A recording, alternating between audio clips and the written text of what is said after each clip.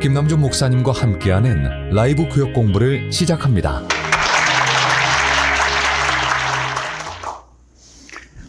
예, 성도 여러분 잘 지내셨습니까? 예, 모처럼 비가 오면서 하늘이 아주 공기가 아주 맑아졌습니다. 근데 기분 좋은 금요일 오전입니다. 자, 죄와 은혜의 집에 이제 16장까지니까 거의 끝이 보이고 있네요. 그죠? 실로 긴 시간 동안 공부했는데 오늘은 죄가 신자를 지배하지 못하는 것이 복음이 자유를 주기 때문이다. 이 주제를 가지고 이야기를 나눠보도록 하겠습니다. 나눔 질문입니다. 신자로서 마음의 참된 자유를 어떻게 잃어버리게 되었는지, 또 어떻게 다시 찾게 되었는지에 대한 경험을 이야기해 보겠습니다. 우리 지차들의 이야기를 먼저 듣고 시작하겠습니다. 오래전에 신앙생활을 열심히 하고 싶은 마음에 교회에서 하는 많은 프로그램들을 참석했는데 지금 와서 뒤돌아보니까 그때는 하나님에 대한 참된 지식보다는 하나님에 대한 많은 정보를 가지고 제 자신의 열심으로 신앙생활을 했던 것 같아요. 그러다 보니 누구도 지워주지 않는 삶의 멍에들을 지고 자유함 없이 그렇게 신앙생활을 했던 것 같아요. 그러다가 예배의 감격에 빠져라는 책을 통해 열린교회에 오게 됐는데 열린교회 예배 중에 십자가의 감격이 얼마나 귀한 것인지 인격적으로 그 구원의 기쁨을 맛보았던 것 같아요. 그러고 나니까 하나님을 의지하고 성령님 의지하고 그렇게 살아가는 것이 얼마나 기쁨이고 감사한지 느끼게 되더라고요. 그러다 보니 은혜를 더 갈망하게 되고 제 존재 자체 또 제 마음, 제 영혼에 참 자유를 얻게 되었던 경험이 있었습니다. 저는 대학 시절 예수제자 훈련에 참여한 적이 있습니다. 모든 일상을 내려놓고 하루 종일 하나님께 집중하는 기간으로 주님과의 관계에 친밀함을 누리고 주님께 마음을 일치시켜 온전한 자유를 누릴 수 있었습니다. 그러나 훈련을 마치고 취업을 준비하고 새 직장을 얻었을 때 제가 어떤 능력을 가진 사람인지 증명하는 데 많은 힘을 쏟았습니다. 그렇게 분주한 일상을 사는 동안 서서히 그 자유를 잃어버린 것 같습니다. 얼마 지나지 않아 직장에서 큰 잘못을 하게 되었고 나 자신이 얼마나 무능하고 연약한 존재인지 다시 깨닫게 되었습니다. 나 자신의 어떠함을 보이기를 포기하고 주님을 의지하기로 결단하였을 때부터 마음의 자유가 회복되기 시작하였습니다. 지난 시간들을 돌아보면 복음을 인한 마음의 자유는 주님을 사랑하는 정도와 비례했던 것 같습니다. 참된 자유를 잃어버릴 때를 살펴보면 저의 그 영혼의 상태는 실증으로 가득 차 있고 또 육체적으로는 경건 생활에 아주 게으른 상태입니다. 그럴 때 바로 돌아와서 하나님 앞에 무릎을 꿇어야 되는데 저 같은 경우는 그 힘든 환경이 스나님처럼 지속적으로 밀려올 때 완전히 그러기 상태에서 하나님 앞에 다시 섰습니다. 첫 번째로는 그 예배 드릴 때 그 목숨을 걸면서 예배를 드리기 시작을 했어요. 하나님 저 좀 살려주십시오. 그 가운데 하나님께서 은혜 주시고 또 기도를 할 수 없는 상황에서 은혜 주셔서 이제 기도를 하게 하셔서 하나님께서 그 전적인 의뢰의 마음을 주시고 내 안에 사랑과 평안의 마음을 주셨어요. 그래서 어제까지는 그 불편했던 그런 관계들 할 때 제가 가서 사랑한다 고백을 하게 하시고 또 내가 해결되지 못하는 고질적인 죄의 문제들도 좀 쉽게 해결할 수 있게 은혜를 아주 충만히 부어주셨습니다. 그래서 제 경우에는 예배드리는데 목숨을 걸자 지속적으로 겸비한 마음으로 하나님 앞에 기도하는 자리에 나아가자입니다. 네. 자, 이제 마음의 자유를 잃어버리게 된 경험들 그리고 어떻게 되찾게 되었는지에 대한 경험을 나눠봤는데 결국 이제 몇 가지를 지배하게 되는 것 같아요. 사랑, 성령, 예배 이제 이렇게 그 초점을 맞추어서 설명을 해주셨는데요. 결국 자유라는 것이 무엇일까요? 자유라는 게 자기가 하고 싶은 거를 할 수 있는 상태가 자유잖아요. 그래서 하나님 앞에 마땅히 살아야 될 삶을 자기가 선택해서 살 수 있는 자유가 그게 아무렇게나 주어지는 것이 아니다라는 이야기를 우리들이 들을 수 있었습니다.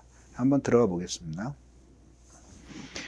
자, 자유를 주는 율법을 얘기하면서 율법의 기능 얘기가 나옵니다. 갈라디아서 3장 24절과 25절을 우리 한번 같이 읽어보겠습니다. 시작. 율법이 우리를 그리스도께 인도하는 초등교사가 되어 우리로 하여금 믿음으로 말미암아 의롭다함을 얻게 하려 함이라. 믿음이 온 후로는 우리가 초등교사 아래 있지 아니하도다. 이게 참 번역하기 굉장히 어려운 단어예요. 그리스어로 파이다고고스라는 단어거든요. 그래서 파이다는 그 아이, 어린애, 뭐 그런 파이디온 혹은 파이스에서 온 거고요.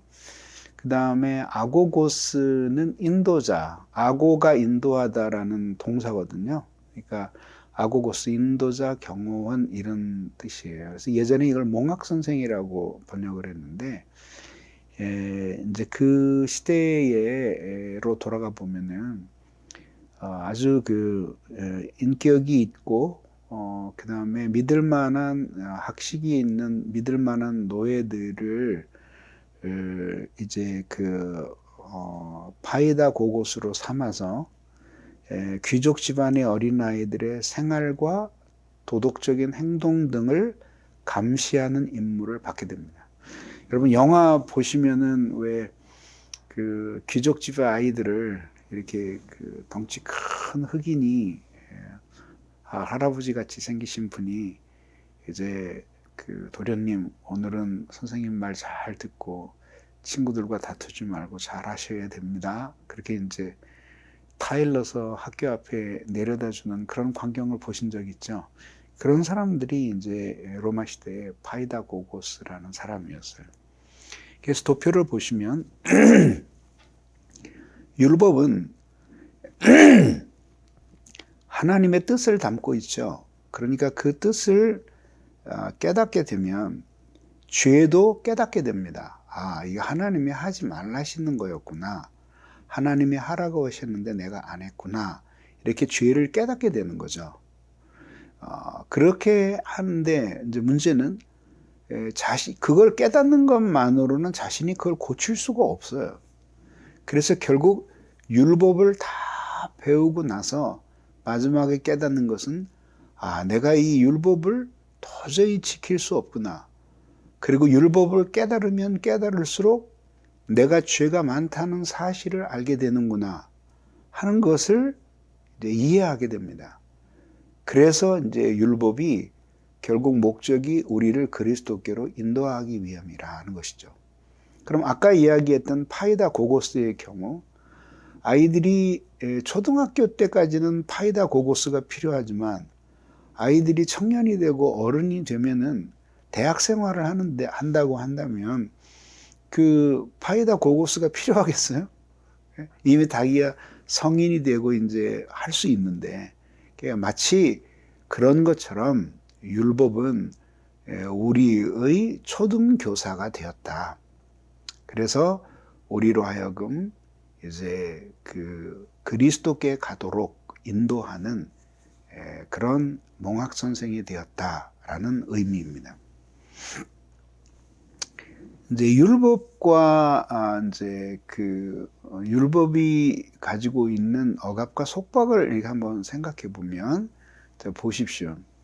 요한복음 15장 22절에서 이렇게 말씀하십니다. 내가 와서 너희에게 말하지 아니하였더라면 죄가 없었으려니와.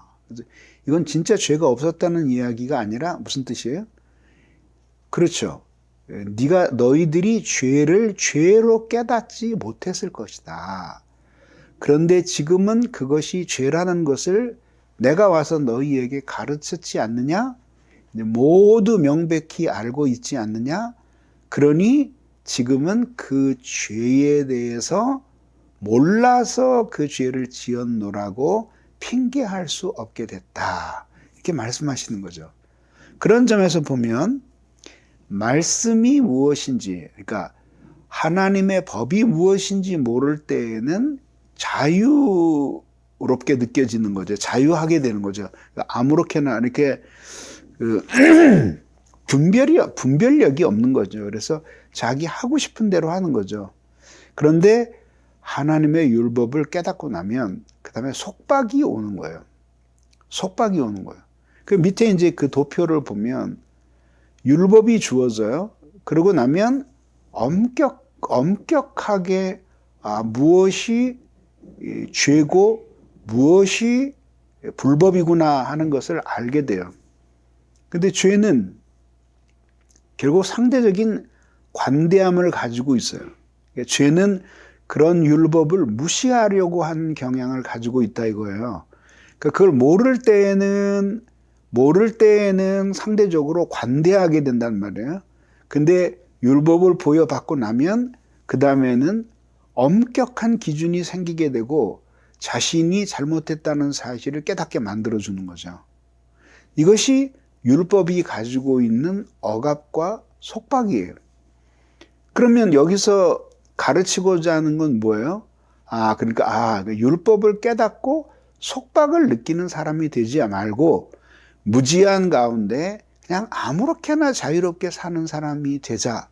그걸 가르치려는 것은 아닌 것을 여러분들 알고 계시죠, 그죠? 예.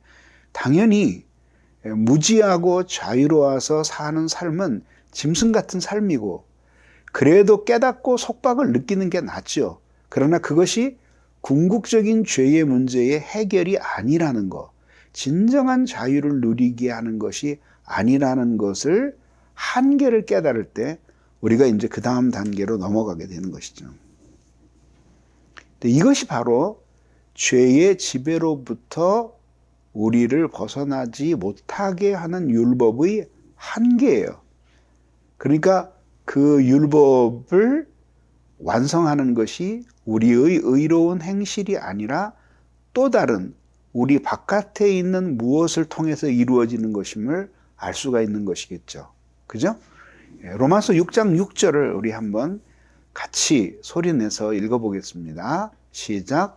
우리가 알거니와 우리의 옛사람이 예수와 함께 십자가에 못 박힌 것은 죄의 몸이 주고 다시는 우리가 죄에게 종노릇하지 아니하려 함이니 라고 했습니다. 당연하죠. 그래서 결국 위에 보면은 사람이 살아요. 옛사람이죠. 결국은 죄를 짓게 되죠. 그래서 그 죄에 대해서 고통을 받으며 후회해요. 근데 그게 해결이 되지 않겠죠. 궁극적인 해결일 수가 없겠죠. 그래서 그때에 십자가에 못 박혀 죽으신 예수를 바라보는 거예요. 보는 거예요. 이것이 곧 예수를 믿는 것이에요. 그래서 예수 그리스도가 십자가에 못 박혀 죽으신 것을 믿음으로써 이제 내가 더 이상 율법에 의해서 정죄를 받는 사람이 아니라 죄의 용서를 받은 사람이다 라는 사실을 믿는 거죠. 그래서 결국은 인간이 죄의 종노릇하는 것은 죄가 좋아서 종노릇하고 또 두려워서 죄의 종노릇을 하는 거죠. 그런데 이제 그 죄보다 더 큰 능력이 우리를 붙들게 되는데 그게 결국은 십자가의 능력이에요. 좀 더 질문을 진전시키면서 우리 일대 한번 지체들의 생각을 한번 들어보도록 하겠습니다. 회심하기 전에 생각했던 자유와 은혜 받고 난 후에 자유에 대한 개념이 어떻게 달라졌는지 나누어 봅시다. 들어보겠습니다. 어릴 적 겁과 두려움이 많고 변화보다 수능을 좋아하는 저에게 부모님의 신앙적 가르침과 성경 말씀은 어떤 제도와 틀 안에서의 안정감을 주었습니다.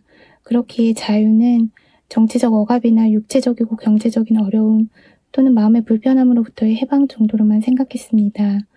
그러다 생각이 자라고 생활이 복잡해지며 어느 순간 저를 돌아보았을 때 구원과 죄의 경계를 갈팡질팡하며 말씀과 양심의 매를 맞으면서도 세속적 욕망과 공허한 마음의 만족을 채우기 위해 헛바퀴 도는 삶에서 벗어나지 못하는 그야말로 가련하고 비참한 영혼의 상태를 알게 되었습니다.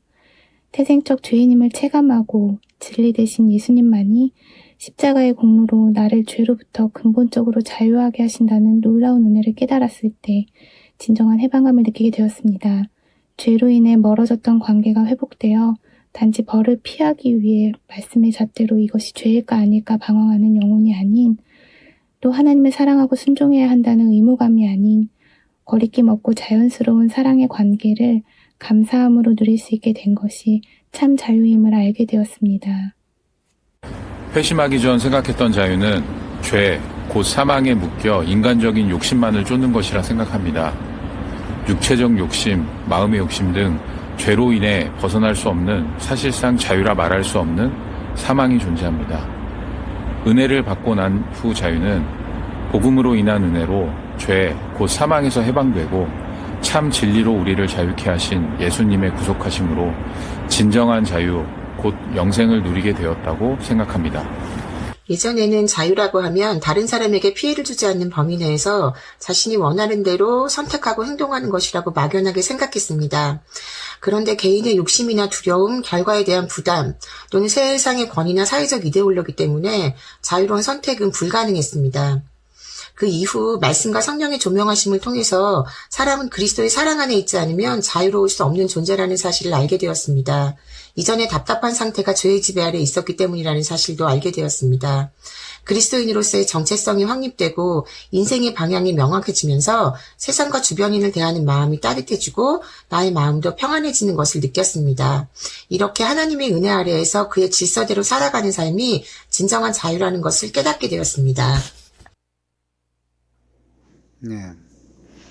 회심하기 전에 생각했던 자유와 은혜를 받고 난 후의 자유의 개념이 이제 다르죠. 그러니까 회심하기 전에는 결국 사랑 안에서 자유를 얻는다 그런 생각 안 하죠. 그러니까 자기 욕심에 이끌린 대로 자기가 원하는 것을 마음대로 하면서 살 수 있는 것이 자유라고 느껴졌던 거죠.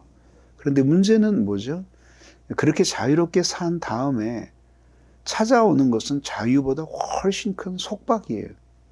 그 속박의 정체가 뭘까요? 그게 바로 율법을 깨달으면서 그렇게 살아가는 것이 하나님의 이런저런 법을 어긴 것이구나 하는 것을 깨닫게 됩니다. 그리고 그렇게 깨닫고 나면 그것이 나에게 속박이 되는 거죠. 속박은 자유의 반대잖아요. 그래서 결국 어떻게 되냐면 자유를 택해서 자유를 선택했는데 마지막 돌아오는 것은 속박이에요. 그 속박이 마음과 정신의 속박이에요. 그뿐만이 아니죠. 만약에 젊은 시절 가정을 버리고 방탕하게 살았다고 쳐요. 그리고 결국 그런 사람이 자기의 부를 또 지키기가 어려운 경우가 많죠. 그래서 가난하게 되었고 궁핍하게 되었고 의지할 사람도 없고 그렇게 되었어요. 그 자체가 속박이잖아요.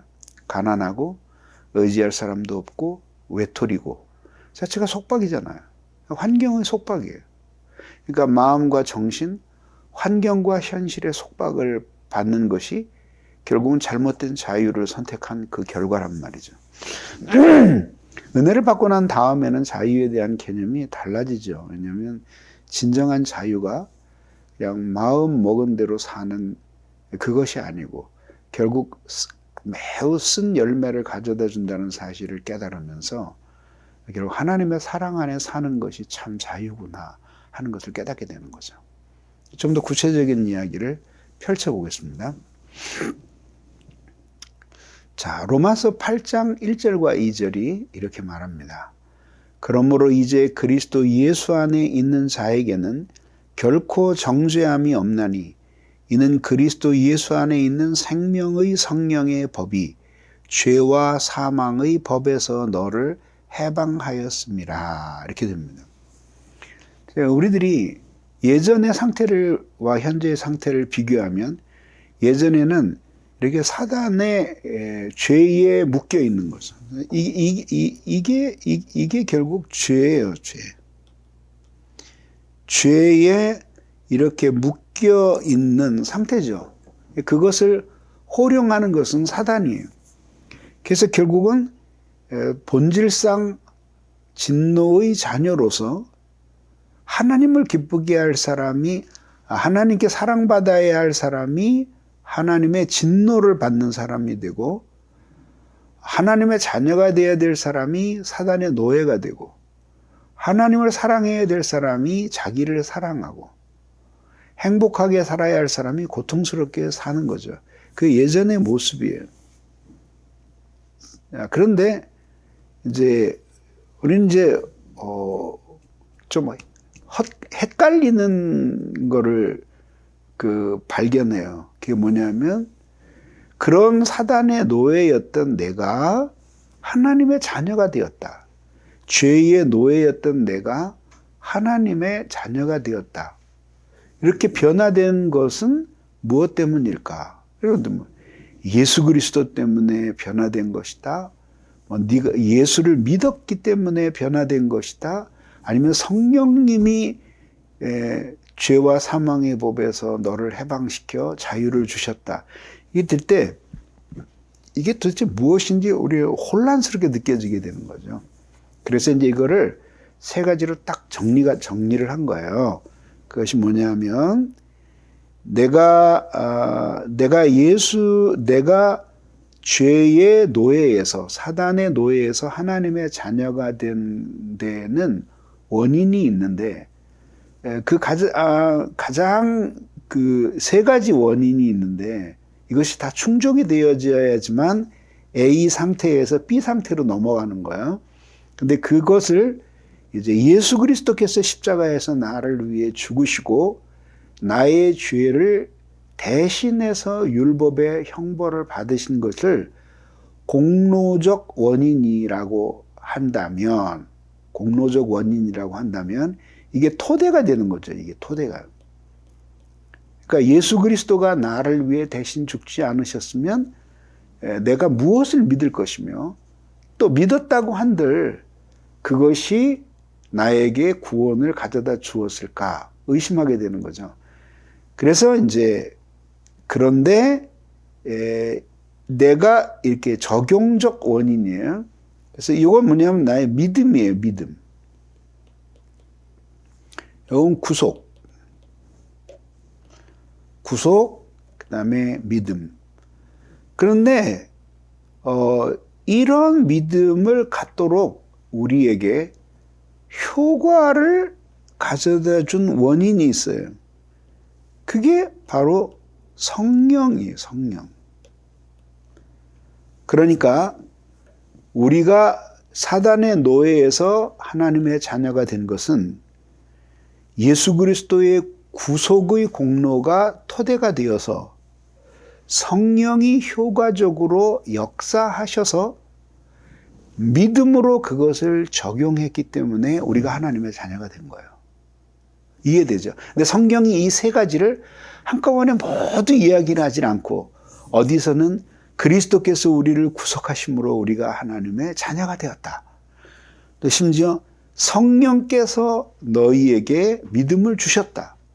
혹은 너희가 믿음으로 구원을 얻었다. 이렇게 한쪽에서 보는 거예요. 어느 입각점에서 보느냐에 따라서 다르게 이야기가 되는데, 내부적으로 이렇게 세 가지가 엮여 있는 거죠.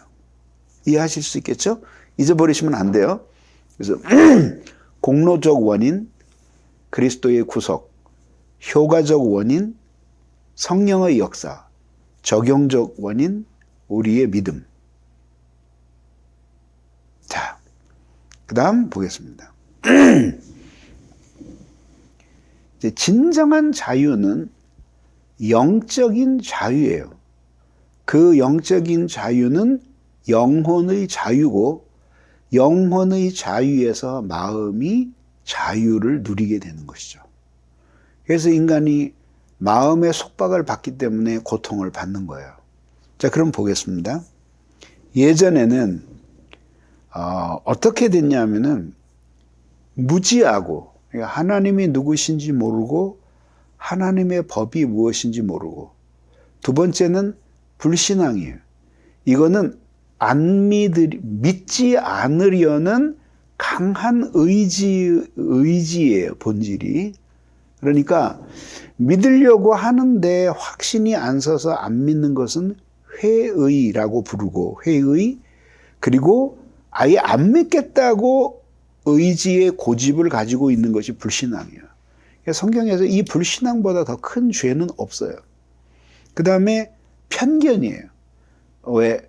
하나님의 말씀에 의해서 공정하게 보는 것이 아니라 자기가 모든 진리의 판결자라고 하는 생각을 가지고 있기 때문에 자기 생각에 옳은 것은 옳은 것이고 자기 생각에 그릇된 것은 그릇된 것이다 라는 생각을 가지고 있는 거죠.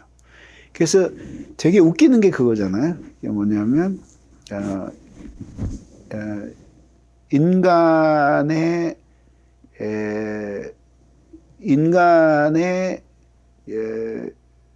그 이성이 가장 믿을 만한 것이다 라고 그렇게 말을 한다고 가정을 해요. 그러면 이제 어떤 문제가 일으게 되죠? 그걸 누가 결정하냐. 이성이 가장 믿을 만하다라는 그 결정을, 이게 진리는 없고 인간의 이성이 가장 믿을 만하다라고 그렇게 결정하는데, 그렇게 결정하는 건 이성이에요. 그 순간은 이성이 진리를 대신하고 있는 거죠. 그러니까 이성만이 가장 믿을 만하다라고 하는 것은 절대적인 진리가 없다라는 그 말 자체를 뒤집는 것이 되는 거죠. 그 순간만큼은 자기 자신의 이성이 진리가 되는 것이니까. 편견이에요. 그 다음엔 이제 악한 생활이에요. 하나님을 사랑하지 않는 모든 행실이죠. 그러다가 성령의 역사로 구원을 얻게 돼요. 그럼 결국 하나님을 사랑하게 되고 죄의 결박이 끊어지게 돼요. 그래서 무지에서 지식으로 바뀌게 돼요. 구원의 길을 알게 되고, 불신앙하던 마음은 하나님의 말씀에 설복되고, 편견에 사로잡혔던 사람은 성경적인 관점으로 돌아가 편견에서 벗어나게 되고 악한 생활을 버리게 됩니다. 결국 내적인 어두움으로부터 자유하게 되는 것이죠. 그래서 진리와 성령과 사랑, 그러니까 진리와 성령과 사랑과 도덕으로 돌아오게 되는 거죠. 그 다음에 뭐냐면, 그런 사람에게 내면에서 어떤 일이 일어나고 있냐면은 결국은 사단의 절대적인 지배를 받아요. 그래서 결국은 그 지배를 받으면서 그에 합당한 죄된 행실, 그 다음에 유혹에 굴복하는 속박의 삶을 살게 되는 거죠. 근데 우리 주 예수 그리스도의 십자가의 구원의 은혜를 믿는 순간에 사단은 이렇게 지배력을 잃어버리게 되고 사단의 역사로부터 자유로워지게 되는 거죠. 그렇죠? 예.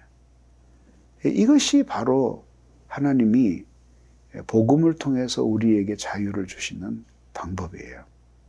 그러니까 이런 귀신 같은 거 두려워하지 않죠. 존재를 인정하지만 우리는 두려워하지 않아요.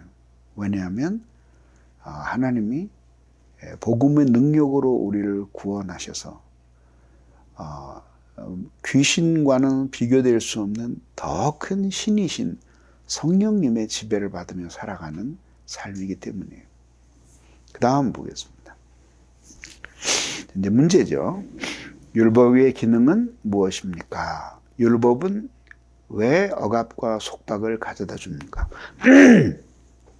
율법의 기능은 죄를 깨닫게 하는 것, 그리고 우리를 그리스도께 인도하는 것, 이런 기능을 가지고 있습니다. 또 하나의 기능을 가지고 있는데 그건 뭐냐면 그 율법이 있기 때문에 사실은 시민사회가 유지되는 거죠. 그러니까 무슨 뜻이냐면 아무리 국가가 없어도 인간의 마음에는 수치심이 있어요. 그리고 시비지심이 있어요. 그래서 무엇이 옳고 그른지를 아는 판단력이 있죠. 그것을 어긋났을 때 자기 양심 스스로 책망을 받는 거예요. 그런 세 가지 목적으로 율법은 존재하는 거죠. 그리고 율법이 억압과 속박을 가져다 주는 이유는 몰랐을 때는 자유롭지만 율법을 통해서 죄를 깨닫기 때문에 우리에게 억압과 속박을 가져다 주는 거죠. 그러니까 깨닫기만 할 뿐만 아니라 그 지배에서 벗어나야지만 억압과 속박이 깨뜨려지는데 깨닫기만 할 뿐이고 벗어나지 못하니까 더 큰 억압과 속박을 가져다 주는 것입니다. 문제 2번. 복음이 우리에게 주는 이중적 자유는 무엇이며 각자의 특징은 무엇입니까? 신분의 자유, 즉 사단의 노예에서 하나님의 자녀가 되는 신분의 자유를 가져다 주었죠. 그 다음에 영혼과 마음의 자유를 다시 가져다 주어요. 그러니까 내적 역사의 자유예요. 그 특징은 율법으로부터 말미암는 저주로부터의 해방. 이 해방은 어떻게 해서 가능했을까요? 예수 그리스도께서 우리가 차마 짊어지지 못하는 율법의 요구를 모두 담당하시고 십자가에서 대신 죽으셨기 때문이에요. 결과 우리의 마음과 영혼에 자유가 온 것입니다. 3번. 신자가 구원을 통해 누리게 되는 신분과 상태의 자유의 세 가지 원인은 무엇입니까? 그중 으뜸되는 원인은 무엇입니까? 삼각형을 생각하시면 되죠. 그죠? 공로적 원인, 그 다음에 효과적 원인, 그 다음에 도구적 원인 이렇게 됐죠. 적용적 원인.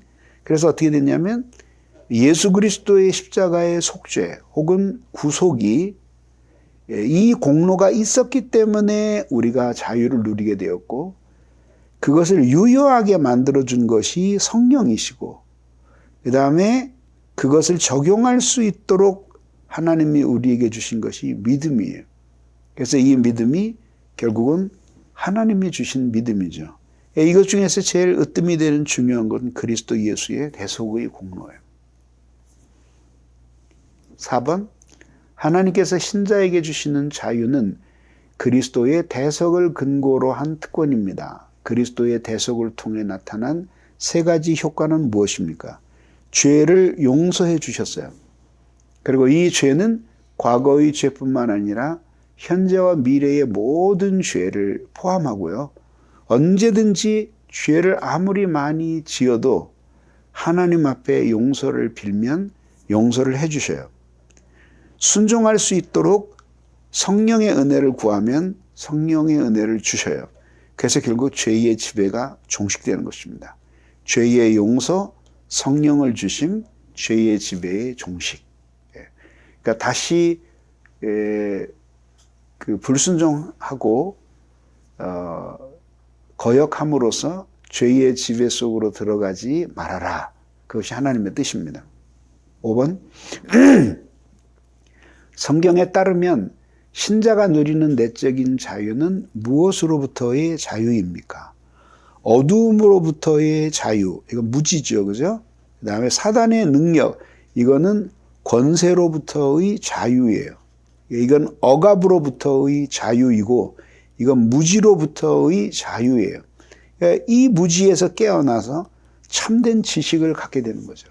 그 지식의 핵심이 바로 다름이 아닌 복음이에요. 자, 오늘 여기까지 공부했습니다. 여러분, 한 주간 동안 기도 많이 하시기 바랍니다. 그리고 죄와 은혜의 지배를 배울 뿐만 아니라 실제로 이 말씀을 나에게 적용해서 이 능력 있는 삶을 살아갈 수 있기를 진심으로 바랍니다. 한 주간 동안 주님의 은혜로 잘 지내시기 바랍니다. 감사합니다.